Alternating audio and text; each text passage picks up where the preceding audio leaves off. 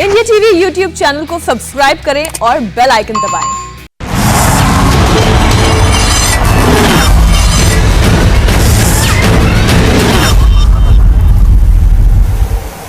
शुरुआत करते हैं आज के कुरुक्षेत्र की और मेहमानों का स्वागत करेंगे। सबसे पहले नलिन कोहली जी हमारे साथ, भारतीय जनता पार्टी के प्रवक्ता मौजूद है। स्वागत है नलिन जी आपका। बड़े दिनों बाद आपसे बात हो रही है, बड़े दिनों बाद आपको देखा। राशिद अल्वी जी कांग्रेस पार्टी की सीनियर लीडर हमारे साथ हैं, स्वागत है सर आपका भी। और मंजूर जियाई हमारे साथ हैं, फाउंडर ऑल इंडिया हुनर फाउंडेशन, और एक मेहमान हमारे साथ थोड़ी देर में और ज्वाइन करेंगे। मुद्दा हमारे सामने है कि यूपी एटीएस ने कहा कि उन्होंने एक बड़ी आतंकी साजिश का भांडाफोड़ किया और इस सिलसिले में अब तक 5 लोग गिरफ्तार किए जा चुके हैं। बहरहाल उन्होंने दावा किया था कि हमें एक्सप्लोजिव मिला, हमें आईईडी मिली, लाइव कुकर बॉम्ब मिले। आज जमीयत उलमा हिंद ने कहा कि हम इस मामले में पकड़े गए लोगों की कानूनी मदद करेंगे। यहां तक ठीक है, क्योंकि कानूनी मदद का हक तो कोई कितना ही बड़ा मुल्जिम हो किसी मुकदमे में, हर किसी को होता है और भारत सरकार मुहैया कराती है वो वकील, तो इसमें कोई ऐसी खराब बात नहीं थी। लेकिन जब यह कहा गया कि मदद इसीलिए हम कराएंगे क्योंकि हम जानते हैं कि धार्मिक भेदभाव के आधार पर ऐसे लोगों को पकड़ा जाता है, जब यह कहा गया कि मुसलमान को मुसलमान की मदद करनी ही चाहिए क्योंकि अभी चुनाव है और चुनाव से पहले सब कुछ सियासत के लिए किया जा रहा है, तब बहस बनती है। तो मैं राशिद अल्वी जी के पास जाना चाहता हूं। आज सबसे पहले इस मामले को आप किस तरीके से देख रहे हैं राशिद साहब? ज्यादातर लोग इसको चुनाव से जुड़कर अपनी अपनी राय पेश कर रहे हैं। देखिए, पार्लियामेंट का जब चुनाव आता है तो नरेंद्र मोदी जी की जिंदगी को बड़ा खतरा लायक हो जाता है।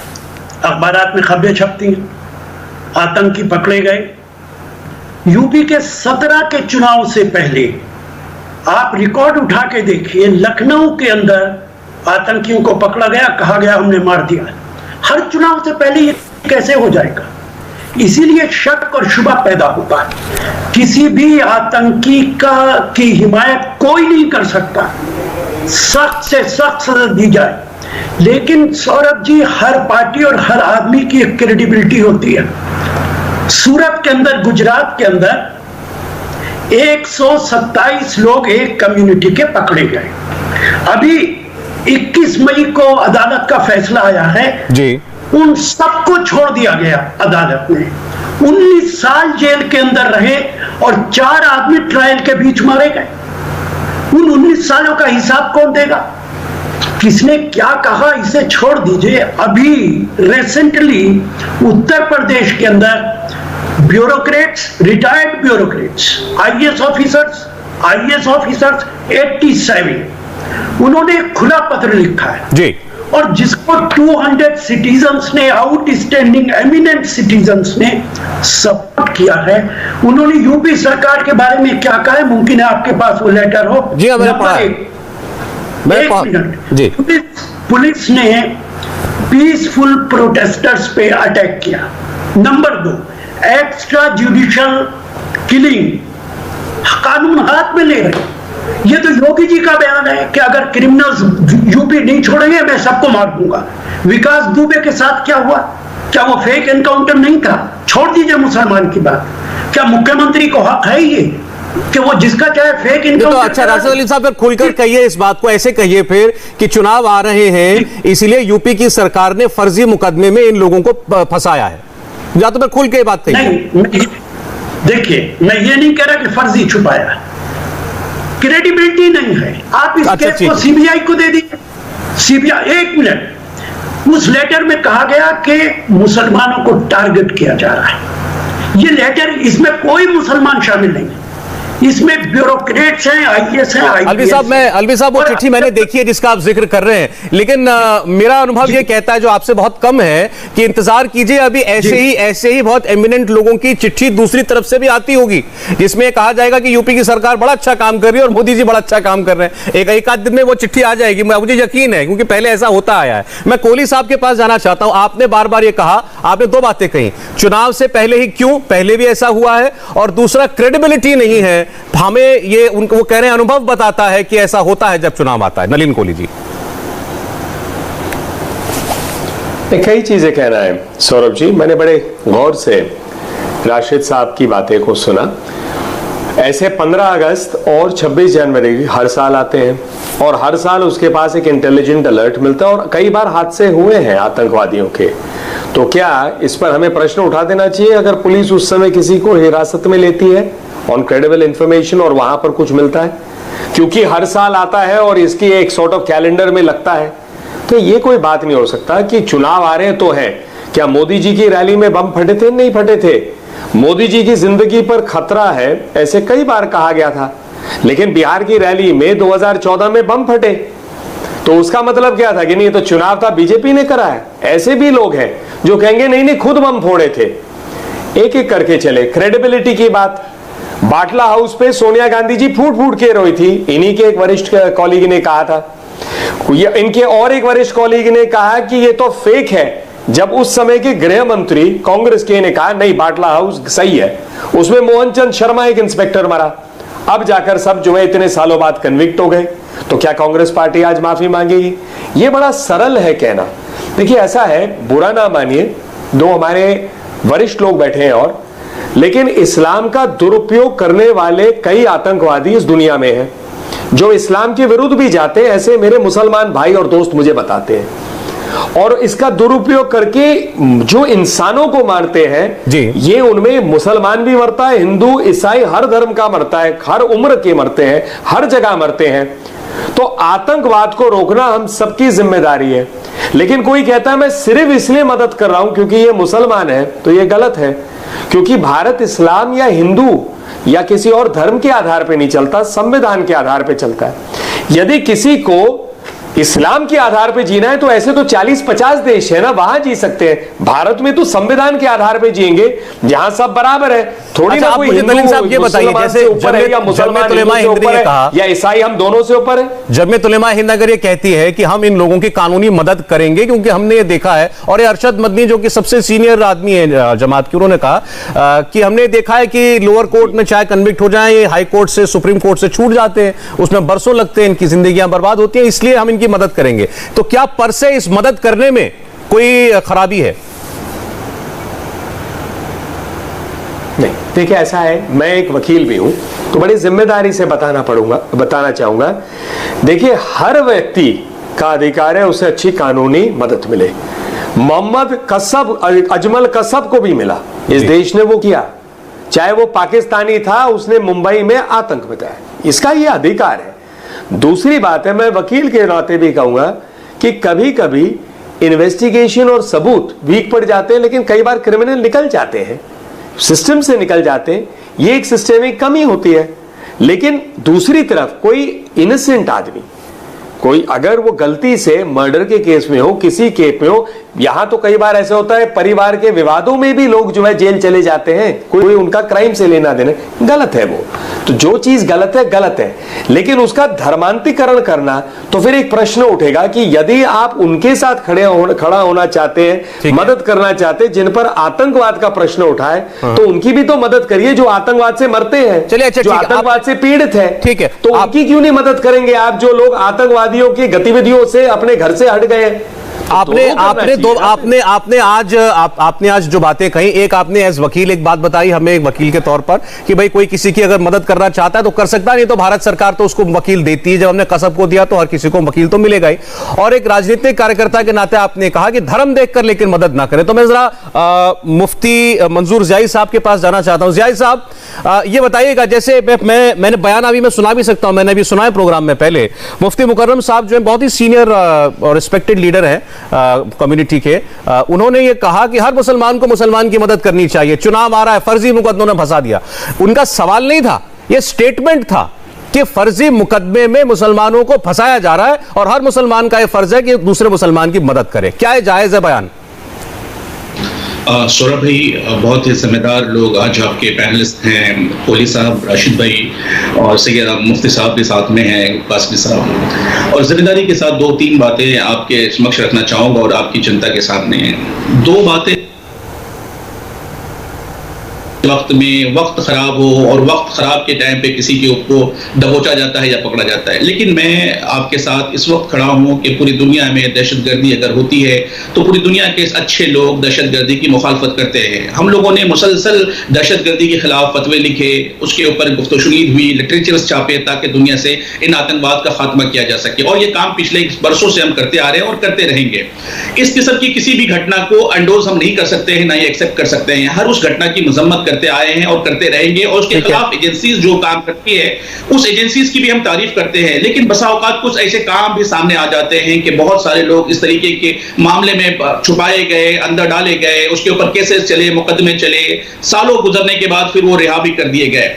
ऐसे भी मामला हमने देखे हैं इस मुल्क के अंदर में। दो बातें हैं, अगर उसने गलत किया है किसी ने भी, चाहे वो किसी भी समुदाय से ताल्लुक रखता हो, किसी भी फिक्र का हो, वो किसी भी मजहब का हो, किसी भी इलाके का हो, अगर उसने गलत किया है तो उसके ऊपर में कार्रवाई हिंदुस्तानी पिनल कोड के तहत में होनी ही चाहिए, उसकी भरपूर हिमायत है। और अगर किसी ने नहीं किया है तो जोर जबरदस्ती उसको ना फंसाया जाना चाहिए कि मजलूम बना करके दुनिया के सामने उसे पेश किया जाना चाहिए या जालिम बना के किसी और को पेश किया जाना चाहिए। इस बात की हिमायत हम नहीं कर सकते हैं। मुल्क के अंदर में कुछ ऐसे कानून हैं जिसके तहत में हमारे कुछ बच्चों को अगर पकड़ा जाता है, वो गलत नहीं होते हैं, वो बाद में छूट जाते हैं, तो कानून बिल्कुल सख्त है मुल्क के अंदर में और सख्ती से इस पर अमल होना चाहिए।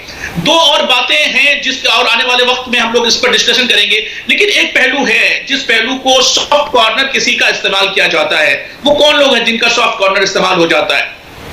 जमीयत उलमा के पास में कुछ लोग, जमीयत उलमा हिंद जो है, अरशद मदनी साहब हो, महमूद मदनी साहब हो, इन लोगों ने हर उन लोगों की मदद की, चाहे वो हिंदू भाई आए हैं तो हिंदू वकील भी खड़ा किया है, मुसलमान आए हैं तो हिंदू वकील मुसलमान वकील मिलकर के काम करते हैं। तो इंसाफ की लड़ाई के लिए हर एक शख्स को आगे आना। जय साहब देखिए, आप जो बात कर रहे हैं ना, ये तो एक उसूल की बात हो गई भाई, किसी के साथ गलत नहीं होना चाहिए, ये तो हर कोई मानता है। इसमें तो यहाँ जितने लोग बैठे हैं किसी को भी आपकी बात से नाइत्तेफाकी हो ही नहीं सकती।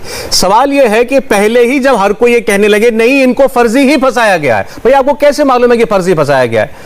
अभी भी आप किसी से भी पूछेंगे वो ये कहेंगे भाई ये अक्यूज्ड हैं, उन पर मुकदमे का अभी फैसला तो आ नहीं गया। तो फिर जब आप उनको दोषी नहीं कह सकते तो हमको उनको निर्दोष भी तो नहीं कह सकते। अच्छा, मैं हमारे साथ एक मेहमान जुड़े, बहुत सीनियर गेस्ट जुड़े, मैं उनका भी स्वागत करना चाहता हूं। हमारे साथ इस वक्त जुड़ रहे हैं गुलजार आजमी साहब। गुलजार आजमी साहब जो हैं वो जमीयत उलमाए महाराष्ट्र के महासचिव भी हैं और बड़े वरिष्ठ व्यक्ति हैं। गुलजार साहब आपका बहुत बहुत स्वागत है। और मेरे जानकारी में ये आया है कि ये आपके जरिए ही हुआ है कि ये जो उत्तर प्रदेश में आतंकी वारदातों के सिलसिले में लोग पकड़े गए, जमीयत उनकी कानूनी मदद करेगी। तो ये फैसला आप लोगों ने क्या सोच के किया है? देखिए, ये हमने फैसला ये सोच कर किया है कि जितने मुकदमात दहशतगर्दी के इल्ज़ामात के तहत मुसलमानों को गिरफ्तार किया गया, उसमें 80% जो थे उनको अदालतों ने बाइज्जत बरी किया है। अक्षरधाम मंदिर के लोग हों, मालेगांव 2006 के लोग हों, आपके दिल्ली के लोग हों, यूपी के लोग हों, हर जगह पर जो है मुकदमात में बाइज्जत बरी हुए हैं। और उसके लिए हम ये समझते हैं और इंसाफ का तकाजा ये है कि जिस पर इल्ज़ाम लगाया गया है उसको सफाई का मौका मिलना चाहिए। ऐसे गरीब लोग जिनके घर में रोटी नहीं पकती उनको आप गिरफ्तार करते हैं और ये कहते हैं कि फलां मुल्क से इनको पैसा मिल रहा है, फलां जमात से इनको पैसा मिल रहा है और ये मुल्क में गद्दारी कर रहे हैं। ऐसे लोग जिनको खाने के पास पैसे नहीं है वो वकीलों की फीस कहाँ से लाएंगे? इसलिए जमीयत उलमा नहायत ही छानबीन के साथ जो उनका माजी देखती है कि आया माजी में उनका कोई ऐसा किरदार है जो मुल्क मुखालिफ हो या गुंडा किस्म का हो, जब हम मुतमईन हो जाते हैं कि नहीं ऐसा कोई उनका रिकॉर्ड नहीं है तो फिर उसमें हम काम करते हैं। इस मामले में आपने कोई ऐसी तहकीकात की थी? इस मामले में आपने कोई ऐसी तहकीकात की थी गुलजार साहब? जी हाँ, की है। तो क्या पाया आपने? बिल्कुल की है, मैं नाम लेके बता रहा हूँ ना अभी जी, मैं आपको नाम लेके दे रहा हूँ। सिराज, इनका खत मेरे पास आया, इनका बेटा मिनहाज जो गिरफ्तार हुआ है हाँ। अभी इस केस में, आपके लखनऊ वाले केस में, हाँ, वो जो थे सिराज साहब, वो सरकारी मुलाजिम है। उन्होंने अपने बच्चे की अच्छी परवरिश की है, उसको किसी गलत सोसाइटीज में जाने नहीं दिया है और उसको आप कहते हैं कि वो देशद्रोह है, वो जो है पाकिस्तान वालों से पैसा ले रहा था और इस मुल्क में बम ब्लास्ट करने की कोशिश कर रहा था। ये कुकर, प्रेशर कुकर आप लोगों ने बंबई में भी चलाया था 7/11 में। ये इसी तरीके से जब कुछ कहते एक ही उसी वक्त पहले प्रेशर कुकर की बात करते, फिर कुछ बात करते, फिर कुछ बात करते। नहीं, आपने बंबई का नाम लिया, आप कह रहे हैं बंबई में जो आतंकी वारदातें हुई वो सब फर्जी थी बंबई में। नहीं, गुलजार साहब काम नहीं करता। गुलजार साहब देखिए, दो मामलों को मत मिलाइए। आप मुंबई में रहते हैं और मुंबई जिन दहशतगर्दी की वारदातों से गुजरी है, प्लीज जरा उस पर, मुझे लगता है आप इतने सीनियर आदमी, बहुत गंभीरता से बात करनी चाहिए। आपने भी कहा मुंबई में भी ऐसा हुआ था, ऐसे प्रेशर कुकर मुंबई में भी मिले थे। मुंबई में कितने ब्लास्ट हुए आप मुझसे बेहतर जानते हैं। मैं बिल्कुल गंभीरता से बात कर रहा हूं कि आप साबित 7/11 में साबित नहीं कर सके कि प्रेशर कुकर इस्तेमाल किया गया। नहीं तो वो बम कहां फटे थे? ट्रेनों में जो बम फटे थे सर, वो कहां से आए थे? वो ट्रेनों में जो बम फटे थे कहां से आए थे? कोई तो रख के गया था ना। वो तो पुलिस तहकीक करे ना। तो मैं आपसे ये कह रहा हूं, बदपेश क्यों नहीं किया, साबित क्यों नहीं किया प्रेशर कुकर? आप प्रेशर कुकर के पीछे पड़े। मैं कह रहा हूं बम फट गया, दर्जनों लोगों की जान चली गई। गुलजार साहब, झूठा केस। मैं कह रहा हूं वो किसी ने तो रखे थे बम वहां पर। चलिए खैर, वकील यहां बैठे हैं, मैं इसमें ज्यादा नहीं उलझूंगा आपके साथ। आपने जो बात कही, नलिन कोहली ये सुप्रीम कोर्ट के वकील हैं। आपने तो मुसलमानों को वो बना रखा है कि कहीं कुछ होगा मुसलमान, कहीं कुछ होगा मुसलमान, बस ठीक है, कुछ होगा बस ठीक। कम से कम आपने बात की खुलकर तो कही कि दिक्कत यही है कि मुसलमान को ही क्यों आरोपी बनाया जाता है। चलिए जवाब ले रहा हूं आपकी बात का। नलिन कोहली बीजेपी के नेता भी हैं और सुप्रीम कोर्ट के वकील भी हैं। नलिन कोहली बोलिए। मैंने तो पहले ही कहा कि हर व्यक्ति को, अजमल कसब को भी अधिकार था कि उसे कानूनी मदद मिले। तो ये तो अधिकार मैंने कहा है कि किसी के लिए नहीं है। लेकिन मुझे एक बात बताइए, ये तो ही नहीं हो सकता ना कि कोई पिता कहता है कि मैंने अपने बच्चों की अच्छी परवरिश की। वर्ल्ड ट्रेड टावर जब नीचे आया, वो तो लोग लंदन स्कूल ऑफ इकोनॉमिक्स में पढ़ के आए थे। उनके माता पिताओं ने भी काफी खर्च किया था, किसी को पायलट बनाने में, किसी को इकोनॉमिक्स पढ़ाने में। तो हर माता पिता अपने बच्चों के ख्याल करते हैं। अभी हाल ही में न्यूज़पेपर में ऐसी भी एक रिपोर्ट आई, 2 लड़कियां आईसिस ज्वाइन करने के लिए केरला गई। एक की माँ ने कहा मुझे अपनी बेटी वापस नहीं चाहिए, वो देश के खिलाफ कैसे गई। दूसरी माँ प्रयास कर रही है वापस आ जाए, वो भी उसका अधिकार है। तो मुझे लगता है ये सर्टिफिकेट बांटने का काम नहीं करना चाहिए। ना तो सर्टिफिकेट ये बांटा जा सकता है कि हर मुसलमान आतंकवादी है, तो गलत सर्टिफिकेट है। वैसे ये भी नहीं कहा जा सकता है हर व्यक्ति जो आतंकवाद में पकड़ा गया है इसीलिए वो अच्छा, इनका कहना बार-बार देखिए दलील नलिन जी एक ही होती है, चाहे वो राशिद अल्वी साहब ने कही हो, गलत कर रहा है उस पर कार्रवाई, चाहे वो राशिद अल्वी साहब ने कही हो, चाहे गुलजार जी ने कही हो। आप सर्टिफिकेट क्यों दे रहे हैं? नहीं, सर्टिफिकेट तो कोई किसी को नहीं दे सकता, वरना अदालतें क्यों बैठी हैं। लेकिन इनका कहना यह, जो कि कुछ उदाहरण कोट किए गए कि गुजरात में इतने मामले आए, 19 साल जेल काटी फिर छूट गए। इसके अलावा ऐसे मामले पहले भी हो चुके हैं। यूपी में भी कई दफा पहले जो है रेड हुई है, उनका क्या हुआ? सौरभ जी, मैं एक बात और कहूँ आपसे जी। बाटला हाउस तो बताया ना, वो भी तो इजाजत देंगे? हाँ बोलिए अल्वी साहब, बोलिए। 200 गोली से देखिए, सॉरी मुझे लगा मुझसे पूछा नहीं, बिल्कुल कहिए राशिद साहब। मैं आपको ये बताऊं, मैं किसी गुलजार साहब मैं 1 मिनट लेकर के आ रहा हूं आपके पास। ये राशिद अल्वी अपनी बात कह लें, फिर मैं आ रहा हूं आपके पास। मुसलमानों को जमीयत उलमा की कोशिशों से बाइज्जत रिहाई मिली है। ठीक, अल्वी जी बोलिए। मैंने तो जिसने भी कहा मुसलमान की मदद करे, मैं उसकी निंदा करता हूं। हर हिंदुस्तानी की मदद कर सकता है। अब मैं कोहली साहब आपसे कहना चाहूंगा, अभी जो पार्लियामेंट का सेशन हुआ था उसमें minister of state home affairs ने कहा 2016 से 2019 तक 5,922 लोग गिरफ्तार हुए और उनमें कन्विक्ट कितने हुए? 132। 2.2% लोग सजा मिली, बाकी सारी अदालतों ने छोड़ दिए। ये मेरा बयान नहीं है मेरे भाई, ये पार्लियामेंट के अंदर मिनिस्टर ऑफ स्टेट का बयान है। और यहां मैं एक बात और पूछना चाहता हूं आपसे, मैं आपको अपना तजर्बा बता रहा हूं। मेरी कॉन्स्टिट्यूएंसी अमरोहा के अंदर सैदपुर एक जगह है, एनआईए ने वहां लोगों को गिरफ्तार किया। हाइड्रोलिक जैक जो होता है वो ट्रैक्टर का काम करते हैं, हाइड्रोलिक जैक को कह दिया ये मिसाइल छोड़ने का लॉन्चर है, और वेल्डिंग का जो चूड़ा होता है उसे कहा कि ये बम बनाने का चूड़ा। मेरी कॉन्स्टिट्यूएंसी है, सैदपुर गांव है, लोगों को गिरफ्तार कर लिया। आप जाइए और जाके देखिए फिर हुआ क्या उनका? ये हुआ क्या उनका बाद में? वाकयात तो शक और शुबा पैदा हो। वो जो लड़के पकड़े और गए जहां थे तक उनका क्या हुआ अलवी साहब बाद में, ये भी बताइए। वो अदालत के अंदर हैं, छूट जाएंगे, लेकिन उनकी जिंदगी तो बर्बाद हो गई। और जहां तक आप बात कर रहे हैं कोहली साहब, मैंने बड़े लंबे अरसे वकालत की है। मैं दिल्ली हाई कोर्ट में बेल आर्ग्यू कर रहा था, जज ने मेरी बेल एप्लीकेशन को रिजेक्ट कर दिया।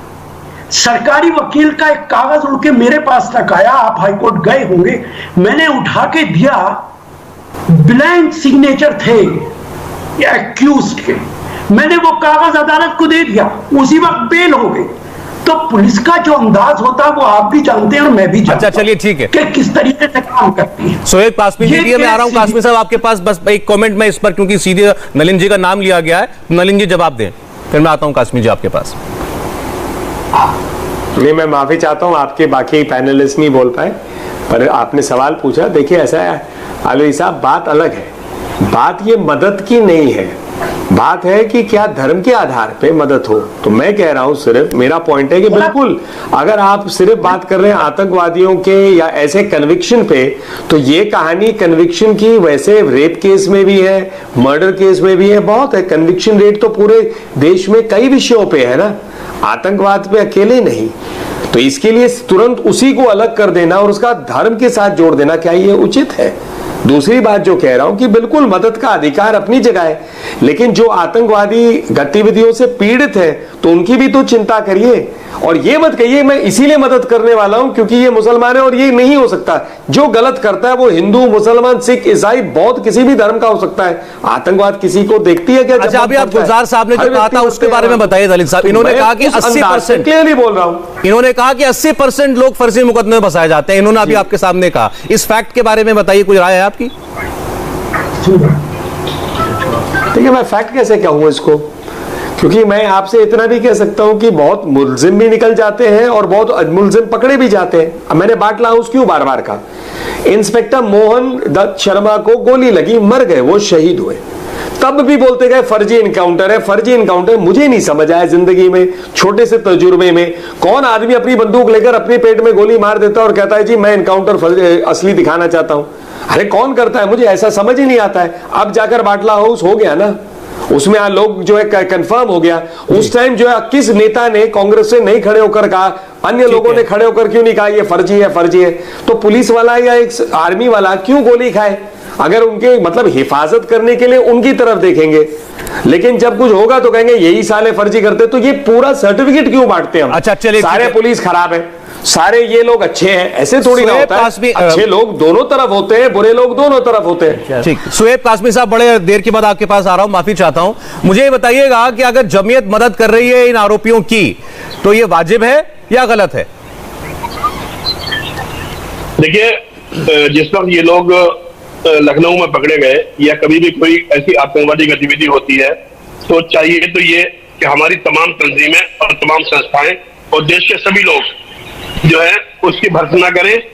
और क्योंकि आतंकवाद जो मुद्दा है वो किसी धर्म का नहीं है, वो एक देश का मुद्दा है, और ये देश के खिलाफ जो साजिशें हो रही हैं उसके नतीजे में आतंकवाद होता है। मगर इसको हिंदू मुस्लिम करना और इसको जो मजहब के आधार पर देखना, ये पिछले आज मीडिया के सामने ये बात बहस जो है बहुत लेट हुई है। आज से 20 साल पहले अगर ये बहस हो जाती तो मुझे उम्मीद थी कि देश के लोगों को ये बात मालूम हो जाती कि हकीकत क्या है। हकीकत ये है कि ये कांग्रेस की जो सरकार थी ये हमेशा से इस किस्म की हरकतें किया करती थी, और जमहूरियत उलमा हिंद हमेशा अंडरस्टैंडिंग के साथ जो है इस पे खेल खेलती थी। अभी जो हुआ है, क्योंकि जमहूरियत उलमा हिंद का पुराना तरीका रहा है कि जब भी कोई आतंकवादी पकड़ा जाता है तो 10 मिनट के अंदर अंदर ये कहते हैं कि बेगुनाह को पकड़ लिया और हम उसका साथ देंगे। और इनकी पूरी टीमें, गुलजार आजमी जो बंबई से बोल रहे हैं, इनके नेतृत्व में लग जाती हैं और देश के मुसलमानों को ये बहकाने की कोशिश करती हैं कि हमारी एजेंसियां, हमारे देश की जो तमाम खुफिया एजेंसियां हैं और देश की सरकार, होम मिनिस्ट्री, ये सिर्फ मुसलमानों के खिलाफ उनको पकड़ने का काम कर रही है, उन्हें सताने का काम कर रही है। क्योंकि इसके पीछे इनका पूरा षड्यंत्र है। इनके वकील जो महमूद पराजा थे, उन्होंने 1 साल पहले प्रेस कॉन्फ्रेंस करके ये बात सारी बता दी है कि जमीयत उलमा हिंद और कांग्रेस का कई सालों से इतिहास रहा है, पहले पकड़वाते हैं लोगों को, और छुड़ाते हैं। अच्छा, इसलिए इन्हें हर आतंकवादी मासूम दिखाई देता है, इन्हें हर आतंकवादी। चलिए मैं जवाब ले लूंगा, अभी तो सामने ही बैठे हैं गुलजार साहब। आप जिनको सुन रहे थे शोएब कासमी है, जमात उलमा के राष्ट्रीय अध्यक्ष है। इन्होंने कहा कि ये तो धर्म की सियासत आप कर रहे हैं, जमात कर रही है। हर मुसलमान, हर कोई आतंकवादी पकड़ा जाए कह दें कि इसीलिए पकड़ लिया कि मुसलमान है। मैं इस सिलसिले में सिर्फ 2 मिसालें पेश करूंगा। पूना के फौजी स्कूल में मोहसिन नामी एक उस्ताद को पकड़ा गया दहशतगर्दी के इल्ज़ाम में। वो अदालत से बाइज्जत बरी हो गए, उनको मुलाजिमत पर नहीं रखा गया। ये हुकूमत किस तरीके से हिंदू मुसलमान कौन कर रहा है मैं बताना चाहता हूँ। कर्नल परोहित, सुन लीजिए मेरी बात, आप मेरी बात सुनिए पहले। वो बेगुनाह है। अरे आप पहले मेरी बात सुनिए। शोएब कासमी बात सुनिए। कर्नल परोहित 2008 का मुल्जिम है, वो आज भी बरसरे मुलाजिमत है। ये हिंदू मुसलमान किसने किया? ये हुकूमत कर रही है हिंदू मुसलमान नहीं करता हिंदू मुसलमान। गुलजार आजमी साहब, आपने जिनका नाम लिया वो आदमी जेल गया था या नहीं गया था, ये बताइए बस। जी, आपने अभी जिन शख्स का नाम लिया वो जेल गए थे या नहीं गए थे? जेल गया, लेकिन क्या हुआ मैं जेल गया, बता रहा हूँ। जेल गया ना, बात सुनिए, मुकदमा चलाना। ये बताइए कि आतंकवादी के पकड़े जाने के 24 घंटे में आपको कैसे मालूम हो गया कि वो बेगुनाह है? आप कैसे कह देते हैं कि मुसलमानों ने बम फोड़ा? ये हुकूमत कैसे कह देती है कि लश्कर तैयबा से ताल्लुक है, पाकिस्तान से ताल्लुक है, इधर बम फटा उधर कह दिया मुसलमानों ने? वो कैसे कहते हैं? और आप 24 घंटे में कहते हैं कि हम मदद करेंगे, क्योंकि इनका जो चंदे का जाल है पूरी दुनिया में फैला हुआ है। देश के अंदर जो लोग पकड़े जाते हैं उनके नाम पर पूरी दुनिया में पैसे लाते हैं ये लोग। नहीं, एक बार फिर नलिन जी को लाना पड़ेगा, क्योंकि उनका आरोप राजनीतिक भी है और कानूनी भी है। नलिन जी, आपने उनको सुना, इधर बम फटा उधर कह दिया मुसलमानों ने बम फोड़ा। ये सोच है, वो जो काम कर रहे हैं वो इस सोच से कर रहे हैं कि हर आरोपी जो पकड़ा जाता अगर वो मुसलमान है तो वो निर्दोष है। ऐसा मुझे गुलजार आजमी साहब की बातों से लग रहा है। नलिन कोहली, मैंने ऐसा नहीं कहा। मैंने क्या अभी आपने भी ये क्यों कहा कि बम फटा और बोल दिया मुसलमानों ने फोड़ा है? आपको ये बात नहीं बोलनी चाहिए, आपको ये बात भी नहीं बोलनी चाहिए फिर। बिल्कुल यही होता था, फौरन आते थे होम मिनिस्टर। होता था कांग्रेस की सरकारों में होता था कि पहली सरकार रहती है। अच्छा, एक मिनट, नलिन कोहली शोएब कासमी जी, एक मिनट। नलिन जी कि सरकार ने किया, नलिन जी बीजेपी वाले में थे जो कांग्रेस में घुसे हुए थे, वही फिरका परस्त कांग्रेस में घुस गए। एक मिनट, नलिन कोहली जी की आवाज जाए, नलिन कोहली जी की आवाज मुझे इनकी बात, तो मैं फिर अपनी बात कह दूं। बोलिए। हाँ, तो मैं ये कह रहा था, देखिए ऐसा है, कार्यक्रम के शुरू में मैंने कहा दुनिया में सैकड़ों की तादाद से ऐसे लोग हैं, संस्थाएं हैं जो इस्लाम का दुरुपयोग करके आतंकवादी गतिविधियां करते हैं, उसे बढ़ाते हैं। ये फैक्चुअल है, इसमें थोड़ी ना किसी से कोई सर्टिफिकेट चाहिए। और इसमें हर धर्म के लोग मरते हैं, इसमें मुसलमान, हिंदू, ईसाई, बौद्ध, हर धर्म के मरते हैं। और ये भी सही है कि मुसलमान भाइयों ने कोशिशें की हैं ताकि ये गतिविधियां रुके। भारत में भी ऐसे है कि लोगों को ब्रेन वॉश किया आईसिस ज्वाइन करने के लिए। तो अलग अलग मस्जिदों से लोग आए, उन्होंने इन बच्चों को वापस मेन स्ट्रीम में किया एनआईए के साथ, ये भी तो रिपोर्ट्स हैं। तो बात क्या है इसका, मैं इस बात को गलत मानता हूं। ये सर्टिफिकेशन मैंने शुरू में ही कहा, ये कह देना हर मुसलमान जो है वो आतंकवादी है, बिल्कुल गलत है। कौन कहता है? और कहना भी नहीं चाहिए, बिल्कुल अधिकार किसी को नहीं है। लेकिन ये कह देना कि नहीं हर व्यक्ति जो पकड़ा गया आतंकवादी में अगर वो मुसलमान है वो निर्दोष है, क्या ये सही हो सकता है? क्या बताइए मुझे, अजमल कसाब मुसलमान नहीं था क्या उसने आतंकवादी घटनाएं नहीं की थी? तो मतलब इसको इस रूप से नहीं कहना चाहिए, ये बड़ा स्पष्ट है। अब आप उसे उससे कहना चाहते हैं तो आप कहिए साहब, ये आपका अधिकार है, दुनिया सुन रही है, के माध्यम से जनता भी सुन रही है। लेकिन सही चीज को सही कहना चाहिए, गलत चीज को गलत। मंजूर जियाई कुछ बोल रहे हैं, बोलिए मंजूर जियाई। सौरभ भाई, बात बहुत वाज़ेह है, हर एक शख्स अपनी सियासत की रोटियां सेकने में लगा है, लेकिन नुकसान मुल्क का हो रहा है, मुल्क के वासियों का हो रहा है। हमें इस बारे में बहुत ध्यान रखना होगा कि ना मुल्क का ना मुल्क के वासियों का किसी भी सूरत में नुकसान नहीं होना चाहिए। वो सियासी पार्टियां अपने कुर्सी पाने के लिए न जाने क्या क्या करती हैं, वो करते रहें, लेकिन एक बात का ध्यान रखना चाहिए कि देश सर्वोपरि है, मुल्क सबसे आगे है। राष्ट्रवाद के तहत में हमें सबसे पहले राष्ट्र को समझना पड़ेगा, मुल्क के तई मोहब्बत और जागरूकता पैदा करनी होगी लोगों के अंदर में। और जहां तक बात है कि आतंकवाद के फलने फूलने की, तो हमारा मुल्क मोहब्बत के फलने फूलने की जगह है, आतंकवाद के फलने की कोई जगह नहीं है। और हमारी एजेंसी इतनी मजबूत है कि ऐसे लोगों को उसके ठिकाने जरूर पहुंचा देगी, लेकिन बात हिंदू मुस्लिम की नफरत पर नहीं होनी चाहिए। कोई परसेप्शन, तो अभी आप जो बात कह रहे हैं ये बात आप कहेंगे गुलजार आजमी से कि एजेंसियां मजबूत हैं, उनको और वो पहुंचे और वो जो गुनहगार है उसको सजा दिलवाएंगी, तो एतबार उनको होना चाहिए ना, नहीं है उनको? बिल्कुल सौरभ साहब, मैं आपको बताऊं, हर एक शख्स से कहने के लिए तैयार हूं, मैं आपके साथ आपके चैनल। हमें यह समझना होगा कि कानून पर हमें भरोसा रखना होगा और साथ ही साथ मुल्क के तई हमें मोहब्बत का इजहार भी करना होगा और गलत को उसके अंजाम तक पहुंचाना होगा, और जो गलत नहीं होगा उसके साथ कोई ज्यादती भी नहीं होनी चाहिए। ये बात भी हमें रखनी होगी। सौरभ साहब, ये मोहब्बत भरा दुस्ता गुलदस्ता है जिससे हम खुशबुएं लुटाते हैं। यहाँ पर सिर्फ नफरत की आवाज को जो लोग परसेप्शन। अच्छा, मैं एक बार गुलजार आजमी साहब से मैं पूछूं एक सवाल। गुलजार आजमी साहब, आपने कहा कि आपने इन सारे किरदारों की तहकीकात की और उसके बाद आपको ये लगा कि ये बिल्कुल निर्दोष है, इनकी मदद करनी चाहिए। अब मुझे बताइए कि अदालत इनको दोषी ठहरा देती है, तब क्या कहेगी जमीयत, जिन्होंने उनकी पैरवी करवाई थी, जिन्होंने उनको वकील दिया था? गुलजार आजमी साहब, आपको आवाज मिल रही है मेरी गुलजार साहब? अरे उनका फोन डिस्कनेक्टेड है। हाँ बोलिए साहब, मैं जवाब दे देता। हाँ दीजिए, बोलिए, जवाब दीजिए। ऐसी सूरत हाल में आपने माजी में भी देखा होगा और मुल्क में भी देखा है कि अगर कोई ऐसा शख्स जो कि मुलजिम नहीं बल्कि मुजरिम करार दिया जा चुका है और आतंकवादी है, ऐसे लोगों के जनाजे को भी हमने लेने से इनकार कर दिया। हमें ऐसे लोगों का जनाजा भी नहीं चाहिए जो कि मुलजिम है, मुजरिम और आतंकवादी है और मुल्क के तहत दुश्मनी उनके अंदर में है, मुल्क के खिलाफ अगर कोई गतिविधि में शामिल होते हैं, ऐसे शख्स के जनाजे। चलिए, अच्छा ठीक है, हम लोग इनकार करते हैं और इनकार करेंगे। अच्छा एक मिनट, अब मैं जरा राशिद अलवी साहब और नलिन जी का एक फाइनल कमेंट में लेना चाहूंगा। राशिद अलवी साहब, देखिए, अखिलेश यादव ने कह दिया मुझे यूपी की सरकार पर और पुलिस पर दोनों पर भरोसा नहीं है। मायावती जी ने कह दिया चुनाव के नजदीक ये कार्रवाई हो रही है, शक पैदा होता है। आज प्रमोद तिवारी जी ने कह दिया कि चुनाव आ रहा है, किसी को जबरदस्ती मुकदमे में फंसा ना दिया जाए। आपकी पार्टी के सीनियर लीडर हैं, तो तीनों बड़ी पार्टियों ने इसको यूपी के चुनाव से जोड़ करके देखने की कोशिश की है। आप मुझे बताइए, क्या इससे लोगों का भरोसा कम नहीं होता है अपनी सरकार पे छोड़िए, अपनी पुलिस पे?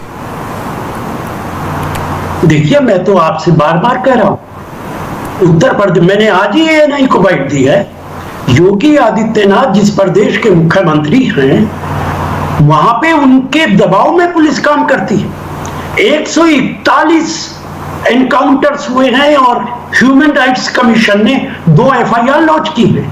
विकास दुबे का फेक एनकाउंटर था या सही एनकाउंटर था, मुझसे ज्यादा सौरभ जी आप जानते हैं। और यहां मैं एक बात कहूंगा, हमारे मौलाना हजरात यहाँ तशरीफ रखते हैं, जमीयतुल उलमा, जब देश की बहुत सारे संगठन अंग्रेज के साथ खड़े थे, जमीयतुल उलमा जेलों में थी हिंदुस्तान की आजादी के लिए, उन पे सवाल नहीं उठाया जा सकता। गलती कर सकते हैं वो, मैं ये नहीं कह रहा हूं, लेकिन उनके सेकुलर होने पे, उनके देशभक्त होने पे सवाल नहीं, वो बात किसी ने कही भी नहीं। उनके केवल इस फैसले पर हमने बात आज बहस की है। मेरे पास समय बहुत लिमिटेड है, मैं फाइनल कमेंट चाहूंगा। आपने यूपी सरकार का नाम लिया है, आपने कहा यूपी पुलिस योगी सरकार के दबाव में काम करती है। नलिन कोहली, फाइनल कमेंट आप। राशिद, मजबूरी है मेरी, समय है ही नहीं, उनको भी मुश्किल से ही समय मिल रहा है। राजनीतिक कमेंट हर सरकार के लिए जायज है और ऐसे कमेंट हर सरकार के लिए कही जाती हैं, लेकिन मैं मानता हूं कि हमें,